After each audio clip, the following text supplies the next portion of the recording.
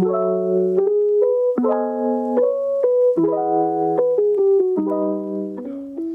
guys, welcome to Kind Humans. I'm your host, Liv Walker. Today we will be talking about pink tax. Some of you may be saying, what is that? Well, that's what I am here to do. Educate you on topics that you may not really know much about. Alright, pink tax is not actually a tax. However, it is called that because many products designed and targeted to girls and women seem to have higher prices than their masculine counterparts. A few states and local governments have regulations to prevent that. However, our federal government does not. The bills that have been introduced were all denied. According to Investopedia.com, about 5 years ago, the issue got a lot of attention when New York City's Department of Consumer Affairs found many instances of gender pricing when it examined 794 products sold in the city for consumers of all ages. However, researchers have been noticing and analyzing this phenomenon since at least the 1990s.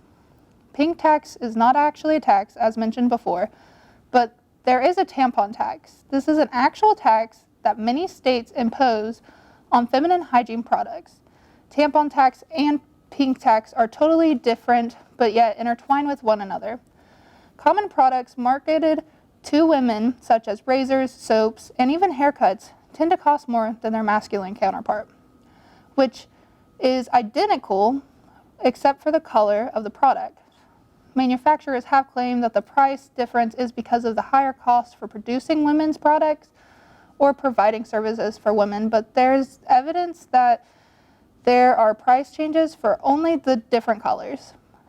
So women are at an extreme disadvantage financially because we have to buy menstrual products that men do not, and we also have to deal with pink tax. And lastly, because on average, women make less than men. Over the years, we have been trying to fight that, but it is still not all gone. After the break, I'm going to show you actual evidence to prove it.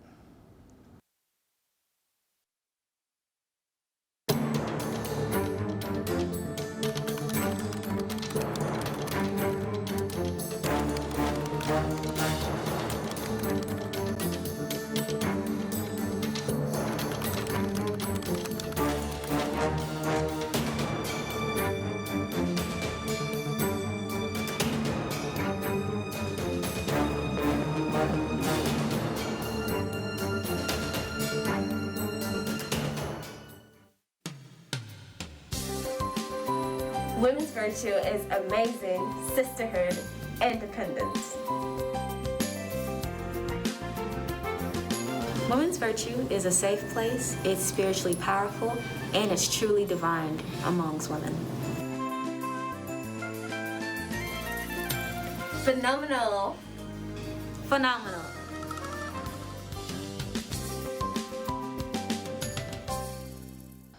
Hi, welcome back. When it comes to pink tax, a lot of people say that it does not exist. However, I have done my research and found actual evidence.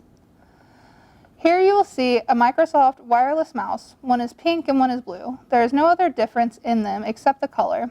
If you want the pink one, you have to pay an extra $6.10 just because of the color.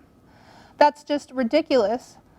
Sometimes it's not even the color that makes the price go up. These are two Nike Dri-FIT shirts. Same brand, same size, and same color. One is labeled for women and one is labeled for men. A $5.01 difference.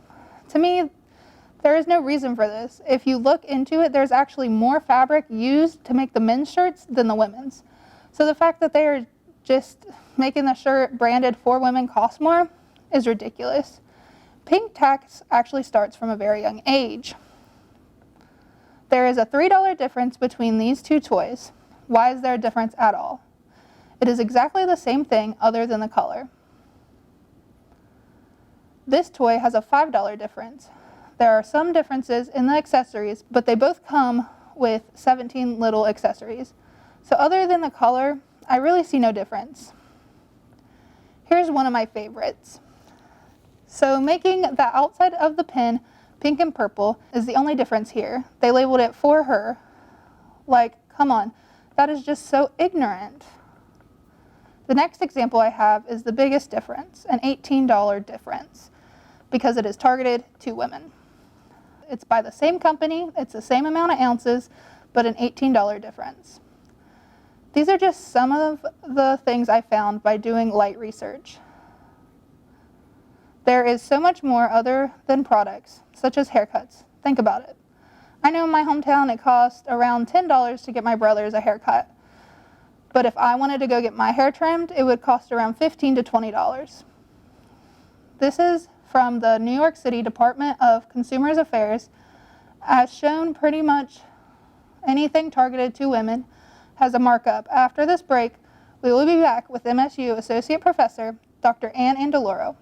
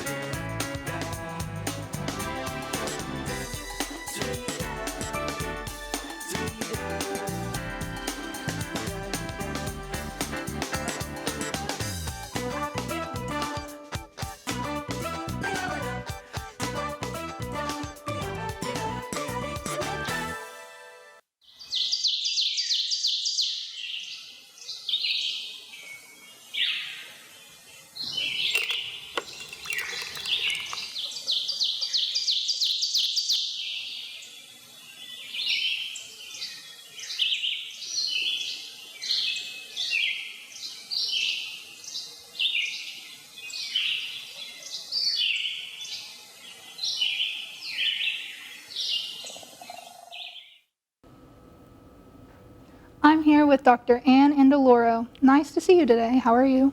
I'm fine. Thank you for inviting me on your show. It looks awesome. Thank you. So we are talking about pink tax today, and I just want to know, do you have any personal experience with that? So pink tax, you mean like because I pay a lot more than my brothers for my haircuts? Yes. Yes. So yes, I have a lot of experience paying a lot of money to have my hair cut. That's one thing. Yeah. My clothes might be a little more expensive. That's another thing. But the big thing about it is my culture has made me feel like I need to consume more clothes than my brothers do. Yeah. So I'm not only pink tax paying more for an item, I'm consuming more because I'm made to feel like I need to dress a certain way, need to do certain things with my hair that my brothers never dyed their hair. Yeah. They saved a lot of money. Yeah. I dyed my hair for about 40 years because I was 20 years old when I started. And that was one thing that I stopped doing so that I don't feel like I have to pay to color my hair, to hide my natural beauty. Do you think that everybody knows about pink tax or what pink tax is? I don't think they do. I think that some people have a sense that they're paying more. Mm-hmm. For example, I know my girlfriends know that they're paying a lot more to color their hair, to crimp their hair, to perm their hair than their husbands or their brothers who go to a barber. Yeah. So, yeah, I think people are not aware that it is a thing that perhaps needs to change. Yeah, I mean, even when it just comes to hair, like you get curling iron straighteners, blow dryers, we get all the products even to put in it, and guys don't really do that usually. Like, they might use gel, but that's usually about it. So, we're all obviously spending way more money than they are just to meet the standards. And the sad part about it is if we have straight hair, we want to curl it. Yeah. If we have curly hair, we want to straighten it. Yeah. So, what can we do to make more people aware about pink tax? Well, I think right now what you're doing with the show, you're talking about it, you're discussing it, you're putting it out there, and I'm hoping that the girls from the university are going to see this and think about it a little bit more. Why is this happening in our culture, and what are the impacts of it, too? And it's just not that we're paying more for things. It's that we are feeling worse about ourselves if we don't overdo it and hide ourselves with makeup and hair color and clothing a certain way. So, do you think that there's anything we could do to maybe someday never have to have pink tax and make it non-existent? So I think you have to look at things individually. And first, for me, what I'm trying to do, I'm trying to consume less clothes. I have enough clothes for the rest of my life. Yeah. Unless I gain too much weight or lose too much weight. But I have so many clothes, I can't stop. I still go to look at clothes. I love buying clothes. One thing that I did, I was in Los Angeles a few weeks ago, and I wanted a haircut. And I went into 3 or 4 different salons. They were all full. It was $125, $95, $100. I walked into a barber shop and I asked the man, will you please cut my hair? And he charged me $20. So things like that. I mean, you can kind of work around. It's like, why have I not always gone to a barber with a blunt cut?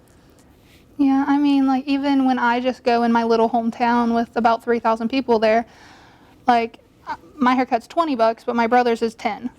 And I'm just getting a trim, so it's like the same as them, which doesn't make any sense to me, but... It doesn't, but I know my mother went every week to the beauty salon. She got her hair permed. She had her hair colored, and Dad went to the barber shop, and it was probably $2 back in the day. Yeah. It started, and then maybe $5, you know. But Yeah. my mom, every week, having to be in the salon, and that's a difference, too. It's not just the money. It's the difference in having to feel like I've got to cover this up so that I look better. Yeah, because, I mean, it's not like we just wear clothes. We want to accessorize, too, and just make us look better, even though we don't even really need those to be better people. It's just something that our culture has Yep. brainwashed us into, pretty much. Yep. I hear you. Yeah. Well, thank you so much for coming on here today, Dr. Andaloro. It was a pleasure talking to you, and we will be back next week with Shelby as your host, and thank you guys so much for watching. Thank you.